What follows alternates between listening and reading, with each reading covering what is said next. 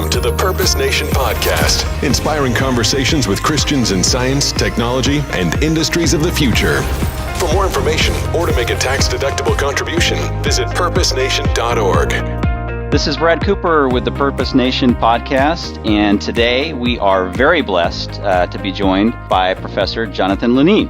Professor Lunine, thank you for joining us today. It's a real pleasure, Brad. Glad to be here. Thank you. So he's calling in here from his location in Cornell and in Ithaca, upstate New York, a place that I know very well. Today we're going to be having a great discussion about faith and science and life on other planets, potentially, and lots of great things. So before we get started, a quick background on Professor Lunine, very impressive background. He's a David C. Duncan Professor in Physical Sciences at Cornell University, home of Carl Sagan and many other notable astronomers and physicists. He's also the director of the Cornell Center for Astrophysics and Planetary Science. Professor Lunine earned a BS in Physics and Astronomy from the University of Rochester, and also holds an MS and PhD degrees in Planetary Science from the California Institute of Technology.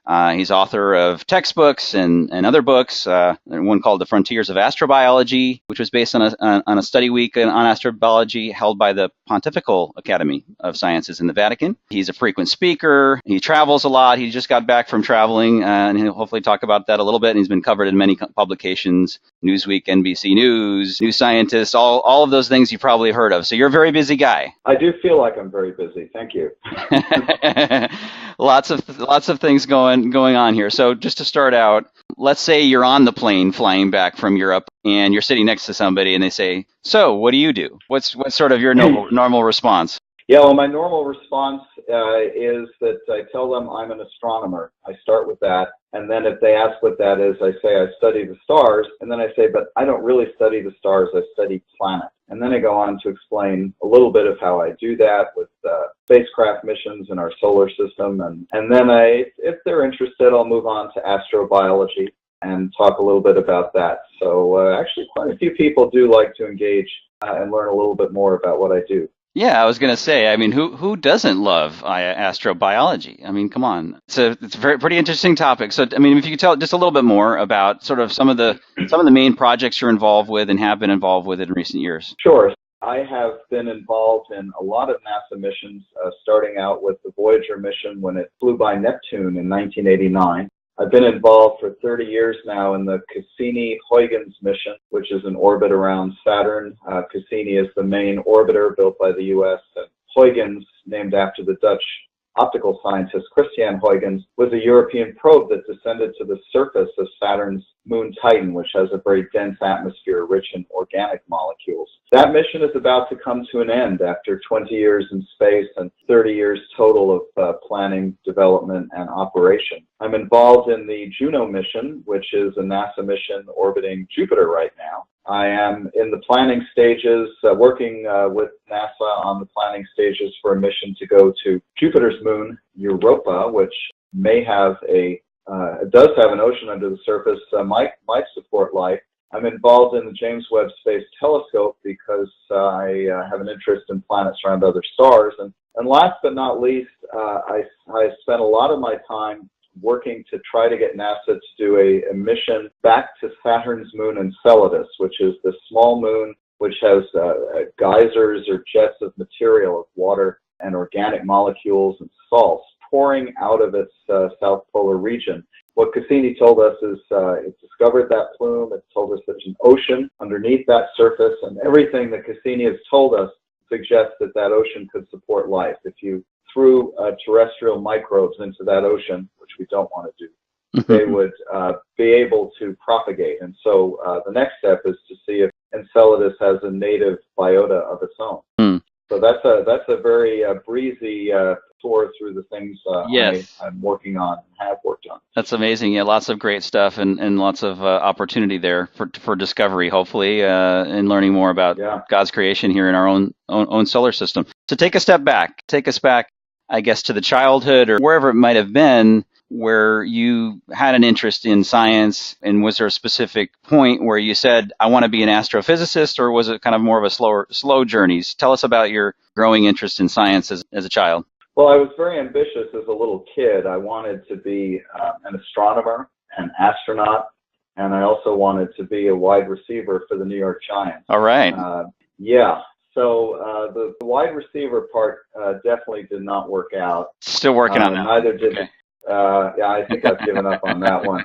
Although I love football, but I was lacking a few things: the speed, the strength, and the hands. Other than that, I was in good shape. But I'd always been interested in space. I grew up in New York City, which would seem to be a terrible place to have a love of astronomy because there really are no stars in the sky except occasionally. But I grew up just by chance very close to the Hayden Planetarium, and I was also born just a year after the National Aeronautics and Space Administration was founded. And in my early childhood, of course, the United States President Kennedy committed the United States to land a man on the moon within a decade. And so the ability to go to the Hayden Planetarium when I could get my mother or a relative to take me over there at one of the most amazing science museums in the world, the American Museum of Natural History, Hayden Planetarium, which is now the Rose Center and is even more dramatic and more spectacular. I had dreams that were based on those planetarium shows, of standing in an open field and watching the stars come out and suddenly be projected into the cosmos. So that interest was fed by the Hayden Planetarium. It was fed by the space race, which I followed avidly. And I wanted to do all those things. Now, wanting to do something and knowing how to do it are two very different things. I felt very isolated as a child. My father was an alcoholic. We had a lot of family troubles. And in a way, when I was 11, 12, 13, one of my escapes was my monthly subscription to Sky and Telescope magazine, which I would read avidly. And there was a book review in that magazine 1 month of a book by an astronomer called Carl Sagan. The book was The Cosmic Connection, an Extraterrestrial Perspective, published in 1973. It was 1973. I ordered the book. It came some weeks later. This wasn't exactly, the era of Amazon.com. Maybe it came a month or two later. Right. And it transported me.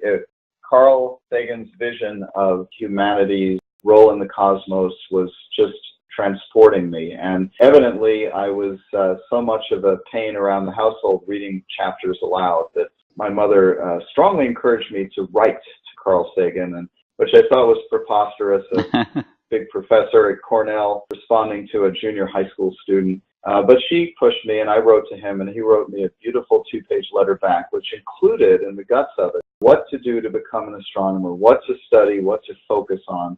And of course, it was on the physical sciences and on mathematics, which my junior high school was not good at. But I really pushed as hard as I could based on that letter. And we corresponded off and on after that, and then became colleagues before Carl himself died in the mid-1990s. So that was really the portal that was open for me to really have that career, was the advice of Carl Sagan and the fact that he gave me that advice in the form of a personal letter. It is so important for young people to get that kind of encouragement from people who are now in the field. That's amazing. That's amazing. And you still have the letters, I'm guessing.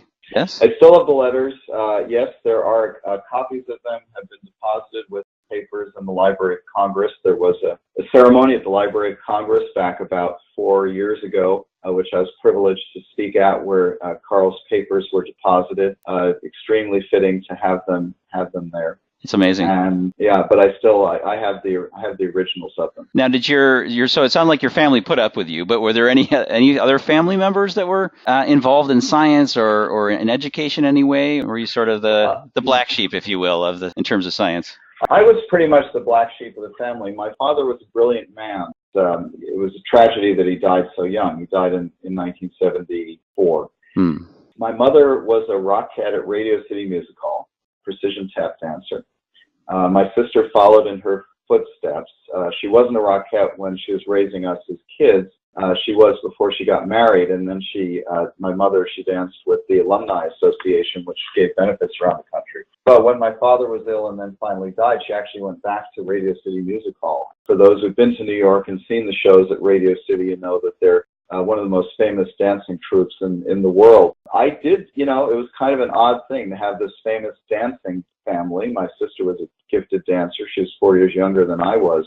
and then to be a scientist. I kind of did feel like the odd man out. And I have to admit that in high school, the combination of that, my father's illness, fight with alcoholism, and just the wretched state of science in the United States in the mid-'70s. The year before I applied to college, I switched and decided I wanted to be a medical doctor. And I was worried I wouldn't get a job. I wanted to help people. So here's another story having to do with Cornell, that's what all my college applications said was pre-med. But my senior year, I happened to go to my pediatrician's office. He was a Cornell alum, to look at his medical school catalogs. I was thinking ahead, right? Senior in high school, what do you have to take in medical school?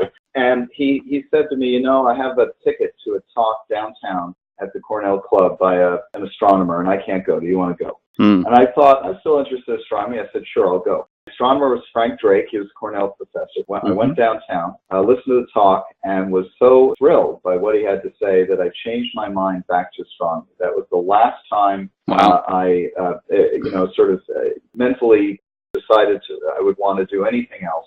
It was a 2-year sojourn into medicine, so to speak, as a high school student. Heading off to college, I was back to astronomy, and I've never looked back. And so Carl Sagan, the Cornell professor, galvanized my interest in actually being a professional astronomer, showed me how to do it. Frank Drake, if you will, brought me back into the fold, the lost sheep who was wandering off into the field of medicine. Inadvertently, he didn't know this, I told him years later, got me back. And I'm very sure I would have made an appallingly bad medical doctor. I doubt that. Yeah, it's great to have you in this career.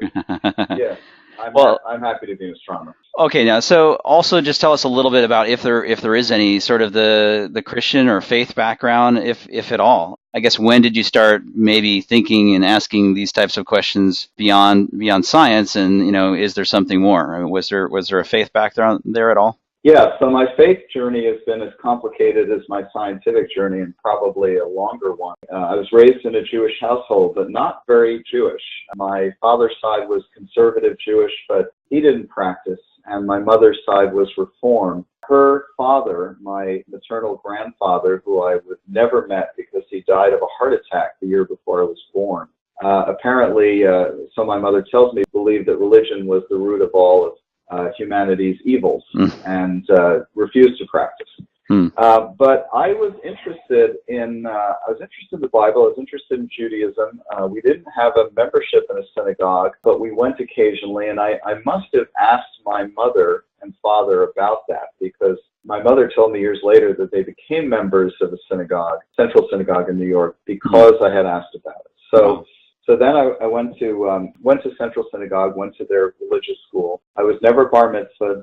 Our family's finances took a real tumble when I was 11 or 12, and so they stopped the membership there. It was a Reformed synagogue anyway, so I probably wouldn't have been bar mitzvahed. I might have been confirmed, which was the thing at the time. At the same time, I did a lot of reading, and our family had a family Bible. It was actually a King James Bible, which would be unusual for a traditional Jewish family, but we weren't very traditional. And I was reading through the Old Testament and the New Testament, and both parts of the Holy Scriptures moved me tremendously. When I was 13, around the age of 13, I had a dream in which I was up in the pew, somewhere up high above the congregation of what was a church, and I heard organ music of some kind, and it was a balcony of some kind in the church, and I felt a presence behind me, and I turned around, and that presence was Jesus Christ. And he led me out of that church into the sunlight, and that was the end of the dream. And I felt, of course, this tremendous sense of being loved and comfort. I told my mother this dream. She herself actually became a Christian later in life. Her reaction at that time was typical of mothers, because I think she wanted to see me go that way. She said, well, what more of a hint do you need? And as a teenager, of course, that kind of response immediately shut me down. And, sent you in the opposite direction. It sent me in the opposite direction, like hitting a tennis ball with a tennis racket. It was, and it's understandable because we do this with our kids all the time, right? So I feel nothing negative about that. But right. Later on, so I was always carrying this kind of uncertainty. I compared it to being on the edge of a swimming pool, which I guess would be an apt description, since I was not actually baptized until 2007. Sort of fast forwarding now, got out of graduate school at Caltech, came to the University of Arizona, taught there for 26 years. I met my wife in Tucson, and she had just become a member of St. Francis and Foothills United Methodist Church, which was a very progressive church with a brilliant pastor, David Wilkinson, who has given some of the most remarkable sermons I have heard in my life. He is a brilliant, brilliant man, retired now. My wife was not a Methodist. She was raised in Church of Christ in Lawrenceburg, New Mexico, very conservative, threw that over in college at Abilene Christian, and was looking for something very different. And I joined her, and we became members of that church, but I was never actually baptized. I did not accept Christ. And then, we went to that church for years and years. Fast forward again, a little bit, not very much, but I had come to know the Vatican astronomers, the astronomers who are all, I think now maybe one exception, are all Jesuits. They had a Western headquarters at the University of Arizona because their telescope, they were developing a telescope at a site east of Tucson in the mountains. Of course, traditionally their home was the Vatican. Rome, like New York City, is not a great place to do observational astronomy. The Right. stars are too bright. But they had their facilities at Casa Gandolfo. But they had their offices also at the University of Arizona. They were hosted there. Father George Coyne was their director. He had a long association with the U of A. We came to know them. In the course of that, and in the course of sabbaticals also I had done in Rome, Italy, came to know them very, very well. And in fact, I helped to run a summer school with them in 2005 during my second sabbatical. I was deeply, deeply impressed by their life, which was a harmonious blending of their science and their faith. There was nothing artificial or sutured together about it. It was, I would say, effortlessly harmonious, and that made a big impression on me. And so finally, all of this together, all of this thinking, talking to people, 2006, I suppose, we came back from that sabbatical to Arizona, and I remember sitting a couple of weeks after we got back from Rome and thinking, I really need to make a decision. And I thought to myself, the decision I want to make is that I want to become a Catholic and accept Jesus Christ and formally become baptized. And I called up a dear friend, our son's pediatrician, who is Catholic, and I said, do you think that I would be crazy if I told you, Bill, that I wanted to be Catholic? He said, no, of course not. So he introduced me to a priest at the Newman Center at the University of Arizona, and I started the RCIA process in 2006 and was baptized and confirmed on Holy Saturday, 2007. It's amazing. And that is my faith journey. Yeah, And that's a great one. Yeah. And it sounds like the dream. It sounds like, what more do you need? But then not necessarily jumping in then, but it still seems sort of edging your way, I guess, forward. And then interestingly enough, it almost seems as if your connection to science, and in this case, astronomy, the Vatican astronomy group there in Arizona, that sort of brought you back, which is amazing. Well, I have to say my two influences in Tucson almost certainly were David Wilkinson himself, because of his really enlightened sermons. Now, he was, he had no love of the Catholic Church. He was a Methodist minister, and he knew all of the ills of the church. But he also had a tremendous breadth of knowledge of the church and of the history of Christianity and Catholicism. One of his favorite go-tos in his sermons was Pierre Teilhard de Chardin, which led both my wife and I to buy Teilhard's books and read through them. They're not easy. The Phenomenon of Man is not an easy book to read, but they in and of themselves were eye-openers. So there was David Wilkinson, then on the other side there were the Vatican astronomers who were living their Catholic faith day to day through their science and through the works that they did as well. It was a combination of the two. And those years in Tucson were transformative in both those ways. That's great. Okay, so fast forward again to your current work. What are some of the biggest questions right now that you're trying to solve related to astronomy and astrobiology? Yeah, I am deeply thankful to the Lord for the opportunity to work in the field that I do and work in it at the time that I do. It's a remarkable time in space exploration and the exploration of the cosmos, and I'm humbled to think of not only the things that we're learning, but the opportunity to be a part of that. What, particularly in my field, we have come to realize is that there are different ways to have environments where life potentially could form and exist today. We always looked traditionally for planets that were like the Earth, and we're doing that around stars, other stars in the galaxy. But in our solar system, the early years of planetary exploration were very grim for the search for life. Venus turned out to be not only uninhabitable, but a kind of a super greenhouse planet where the surface temperature is above the melting point of lead, and so organic molecules would just break up immediately there. Mars turned out to be cold and dry and uninhabitable today. It may have had a past where it was a place that could support life for perhaps the first billion years of its history. But at the time I came into the field, we were sort of left with, where do we go from here? And it turns out that the outer solar system is where we go, the realm of the giant planets, because both Jupiter and Saturn have retinues of moons with all sorts of different characteristics. And Jupiter in particular has moons that are heated just by their orbits around Jupiter, by the effect of tides. Of course, Io, which is very volcanic, and then Europa, which has a thin crust and a liquid water ocean under its surface, discovered by the Galileo orbiter, a mission that I was not involved in because I came in just a bit too late for that. But I'm now able to be involved in the next step of that exploration, which is to try to find in detail what that ocean is like and perhaps find places where we might access that ocean and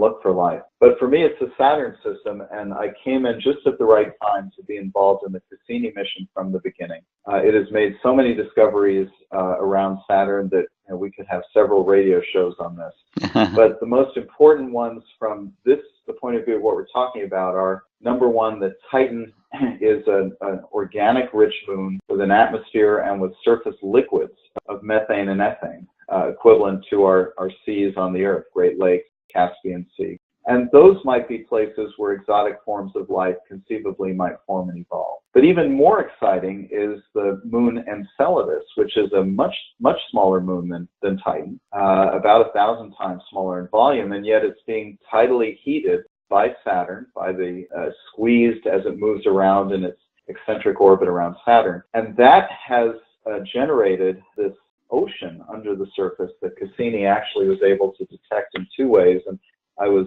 privileged and blessed to be a part of that investigation, as well as to be part of the investigation that's measured the composition of the jets of material coming out of that ocean, spraying out into space through an icy crust. Imagine cold geysers equivalent to something like Yellowstone, although those are quite a bit hotter. This stuff is spraying out into space, and Cassini was able to fly through that plume of material, of gas and ice, 7 times. And we were able to find salt water, organic molecules, carbon-bearing molecules, tiny grains of silica and hydrogen that tell us that the water and the rock are chemically reacting with each other, which could produce food for microbes. In fact, hydrogen is such a food. And so here is a place staring at us, which is, as far as our basic definitions go, a place that can support life, a habitable place. But what we don't know is whether life exists there. Now, Enceladus and Europa are far enough away from the Earth that if we do find life there, almost certainly it had a separate origin. And so potentially we can answer the question, does life form anywhere where the conditions are suitable? And if the answer to that is yes, if we find that life exists within the ocean of Enceladus, and we would discover that by sampling the plume with instruments that are capable of detecting biological molecules, then it would tell us that the universe is potentially teeming with life, because it would tell us that 2 different environments in our own solar system were able to support life, the generation of life, and to support it through time. So these are very interesting and exciting possibilities that have only arisen in the last 10 or 15 years, and it really creates an impetus to go back to the outer solar system, back to Jupiter and Saturn with more sophisticated instruments to look for life. And we're doing that with Europa, and NASA's thinking about doing that for Enceladus and perhaps Titan. And it's all a result of these remarkable missions over the last couple of decades. Mm-hmm. That's amazing. And so tell us about some of the upcoming missions, things that are, I guess, approved and in process, and others that may be proposed that maybe we Sure. need to, either write to our congressperson about to get more funding for, or sort of what's the state of the future missions? Well, I don't want to lay the heavy burden on any of your listeners that they need to write their congressman. They should discern for themselves whether they want to. But okay, so future missions. So the one immediately that's coming up is a mission to Jupiter's moon Europa called Europa Clipper, which will orbit Jupiter and make multiple flybys of Europa.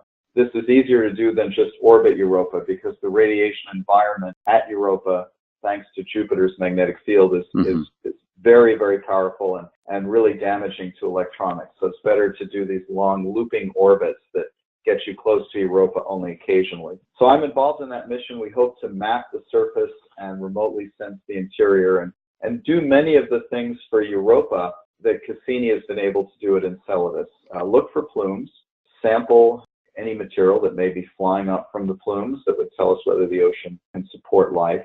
Map the salinity of the ocean remotely. There are various ways to do this, and essentially to get ready for a mission that would ultimately go look for life there. We're not ready to do that as the very next step because we don't know as much about Europa as we do about Saturn's moon Enceladus. But close behind the Europa Clipper are plans for a lander on Europa that would land in a place that Clipper would determine might actually have deposits of carbon-bearing molecules that could tell us whether there's life under the icy surface of Europa or not. That mission's in the early planning stages, and I've been involved in the definition of the science for that mission. And then at Saturn, I've been heavily involved in pushing a mission to go back to Saturn orbit, fly through the plume of Enceladus again, just like Cassini did, but with instruments that are modern. Cassini's instruments are 25 years old now. They're not capable of detecting life. We can fly instruments that could detect whether there is biological activity inside Enceladus. We can do it just by flying through the plume.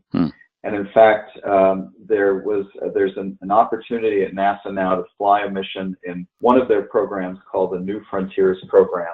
There have been a number of proposals submitted to that, including mine. I know there's another competing proposal for Enceladus that's also gone in. We'll see. I hope that one of those two missions or both are selected for further study. I prefer it be mine, but if it's the other one, that's okay too, because ultimately what I would like is for NASA to be on the road to looking for life at Enceladus. And it's a long road because we would not get the answer till the mid-2030s, given the development schedule, flight time to Enceladus, etc. So that's kind of a taste of the future mission. Okay, and that was one of my questions, which is, how long do you think this will take? I mean, what's your prediction on whether, the timeline on, I guess, either discovering life potentially or very strong signs of life that could lead us to conclude that there is other life in the solar system, or getting, I guess, enough information to rule it out? I mean, what's your projection on a timeline? Right. For Europa, Jupiter, if we have a very aggressive program after Clipper, I would say the late 2020s, maybe 2030. For the Saturn system, because it just takes longer to get there, we're really talking about the mid-2030s. And so we're talking about 15 years from now, roughly speaking. Okay. It's a long time, but in the history of science, it's not that long. Not that long. No. Well, and especially for me. For you, yes. And for this question, obviously, it's a big one. I mean, you've been obviously investing a lot of your life into this. I'm guessing, I'm going to ask it anyway, but I'm guessing you believe there's other life in the universe and probably potentially even here in our solar system. What's your personal view? So I tell people that I'm very careful not to hold a personal view. And the reason is the following. To say I believe there's life elsewhere is to make a philosophical statement. Okay. But the real issue is, is there life actually out there? It doesn't matter whether a particular scientist believes there is or there isn't.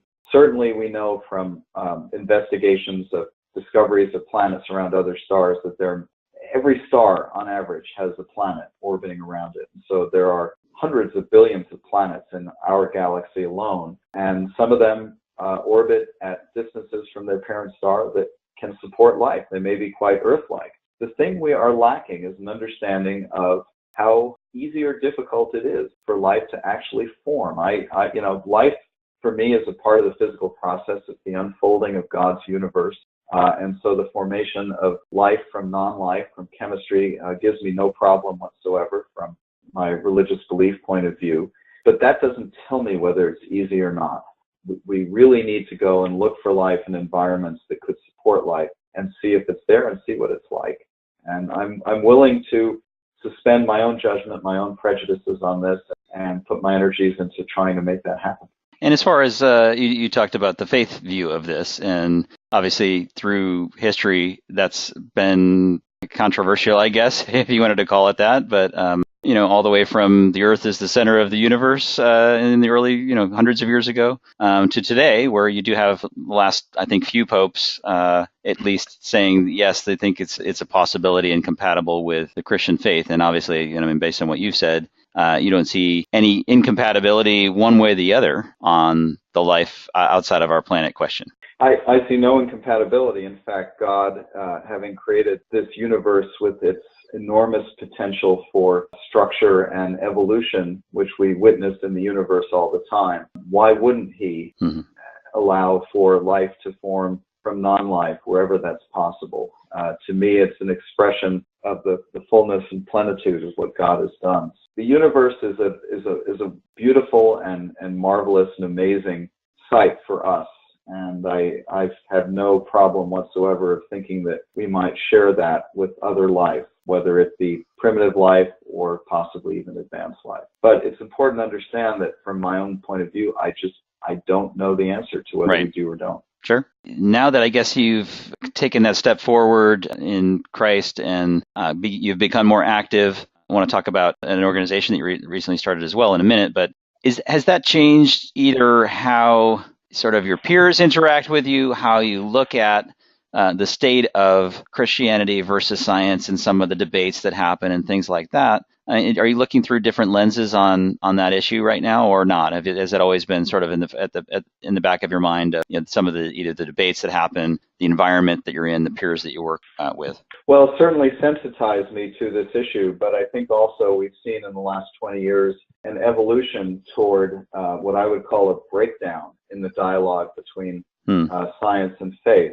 If I had to fault anyone, I would fault both sides. I think that, we have seen challenges to the teaching of evolution in schools around the country. Evolution, again, is something that is fully compatible with the Christian faith because it's God's way of bringing about us, human beings. But, that battle has sensitized people. And then on the other side, the kind of books that are written by Dawkins and so on have, I think, alienated people who are both interested in science and also hold belief in God and practice their faith. In particular, for young people, it's an extremely difficult situation to be religious and then to want to be a scientist, because some of the role models that one sees are people who seem to say that if you believe in God, you are not only should not be a scientist, but there's something wrong with you intellectually, this famous rights business that we hear so much about. So that's made it difficult for people. Now, on a personal level, I have not experienced any prejudice whatsoever. I'm in a somewhat different position. I'm a tenured faculty member. That's very different from being a graduate student or undergraduate going into the field. And so it's difficult for me, from my perspective, to really understand what the pressure that students go through. On the other hand, in my department, we have several practicing Catholics, graduate students. We have a wonderful Cornell Catholic community that is very supportive. But, nonetheless, one has to worry about the pressures that students experience with their peers, even with faculty or the scientists whose books they may read, which are giving them very, very negative signals about science and faith. You had mentioned other Catholics there in your Cornell community. So tell us a little bit about the organization that you started. Sure. So this organization is called the Society of Catholic Scientists. You can actually go to the website catholicscientists, all one word, .org. It was actually founded by Stephen Barr and myself and a number of our colleagues. This really came about a few years ago when I was thinking about this very issue, the kind of polemics that go on the internet and even in books that I think make it very difficult for students who are religious, who have faith, to choose a path in science, or it makes it more difficult for them. And I had read an interview with Stephen Barr. I think it may have been America Magazine online. I had read one of his books, Modern Physics, Ancient Faith. And I thought to myself, this is someone I might have a dialogue with about how we might encourage young people of faith, to go into science. And I contacted him by email. Turned out we had some commonalities in our backgrounds. And so we began to talk about forming an organization. And really, I have to say, it's been Steve who has done the lion's share of this work, because he is someone who has been, not only has a science background, he's a professor of physics at the University of Delaware, director of the Bartol Institute there, a particle physicist. But he has had a very long-standing set of contacts with the Catholic community, has connections with theological organizations. And once we decided to make this happen, he really worked all his connections. And I feel in some ways that I've kind of been standing back watching all of this amazing organization happening, doing what I can, of course, to encourage it. So the bottom line now is that the society was officially chartered last year. It is it's an organization of the Catholic Church. We have a bishop advisor or episcopal moderator and a liaison to the Catholic Church.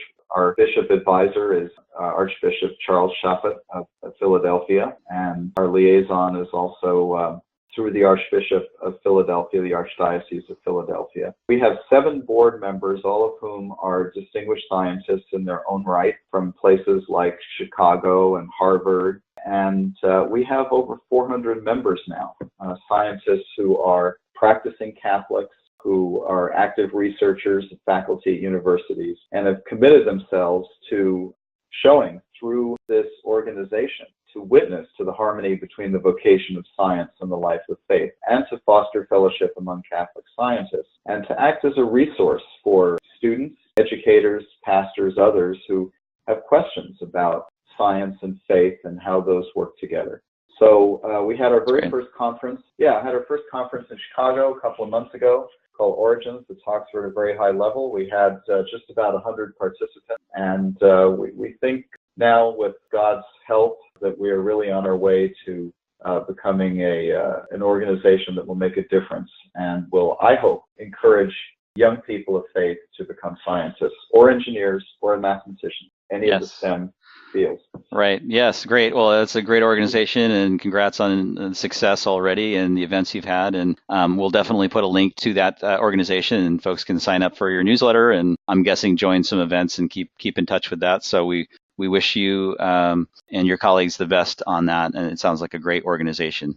Thank you for doing that. And I know all of these things, in light of everything that you just went through, are a lot of time invested. And so thank you for doing that. And also your colleague there, Stephen Barr. Along those lines, I mean, what would you specifically advise for young people who are considering a career in science? What are the things, you highlighted a few of them, but what are some of the things that you would tell them, to advise them on that potential journey? Well, the first thing I would say is, above all, prepare yourself for science or engineering. Let's talk about science. It's very important in high school to do well in math and science, to work very hard in those areas. That's number one. And likewise in college, to really put your effort and focus in the courses in biology and physics or engineering, whatever you're doing, and the mathematics that goes along with it. So that's number one above all else. Number two, don't feel like you have to give up your faith. There is no incompatibility between science and faith. Some of the greatest scientists, not only of past generations, but also of the 20th century and our generation, are people who have a deep belief in God. I would only quote Georges Lemaitre, the famous Belgian priest who was the father of the Big Bang, and saying that in many ways, people of faith have an easier time with science because we understand how and why it is that the human mind is able to comprehend the universe. Without a belief in God, it's very hard really to understand why we can do this in the first place. So don't feel that your faith is an appendage to what you're doing. Embrace that as fully as you embrace your scientific studies, and read books that will help you understand that. I found the book by Aurora Griffin, How I Stayed Catholic at Harvard, really a great book in that regard. And I would also recommend the book by Guy Consolmagno, who's currently the director of the Vatican Observatory, entitled God's Mechanics. These are books that talk about people who are both scientists and believers, or engineers and believers. Those kinds of books are very, very important to read because They provide, I think, a reset back to reality from what can often be sort of a problem of peer pressure and the cycle that comes from peer pressure that can drive you out of your center of faith and your center of study and science. So read those books for sure. Mm-hmm. And seek out faculty who you know to be believers or have a neutral or a fair view on this. When I was an undergraduate, my astronomy professor, introductory astronomy professor, was a conservative Jew, practicing Jew, and he actually gave his last lecture on how the model of the Big Bang, the early universe, models, if you will, the structure of the book of Genesis. I'm not sure any faculty member could give a lecture like that now. They might get into trouble, but in 1977, it was great. So seek out faculty like that and seek out fellow Christians or Jews or whatever your faith is. There are always organizations like that on campus. Be proactive. Don't withdraw. Be proactive as part of these organizations. And with all of this, then you'll do just fine. Mm-hmm. Yeah, and it sounded like mentoring. I mean, you couldn't have had, I guess, inspirations, I guess, and mentors, with Carl Sagan and Francis Drake there. I mean, you had some great inspirational folks. Hopefully, there'll be people who are listening to this that might get inspiration from you and your background as well, and others, as you said, other Christians who are out there practicing. Yeah, right. And I would emphasize, too, that, the mentors that you have in science don't have to be believers. Correct. Carl Sagan was not a believer. Yes. But, most faculty, regardless of their particular beliefs or non-beliefs, are going to help you as a student. The Dawkins and so on that are out there, they're really exceptions even today. And, you can feel comfortable with almost any faculty member being your mentor in science. And again, at all universities, including even Cornell, there are great groups to provide support. Well, very good. It's been an amazing conversation. As I said to you before, we talked. I could go on for another hour. I think we won't at this point, but we'd love to have you come back on again in the future. I found it a remarkable conversation too. It has really been a great pleasure, and I'm happy to come back again and talk. Likewise, and yeah, it sounds like you have a lot of great missions that you're working on, and we'd love to hear more about those in the future, and we'll talk again, and I appreciate your time today. Thank you, Professor Lunine. Brad, it's been a real pleasure.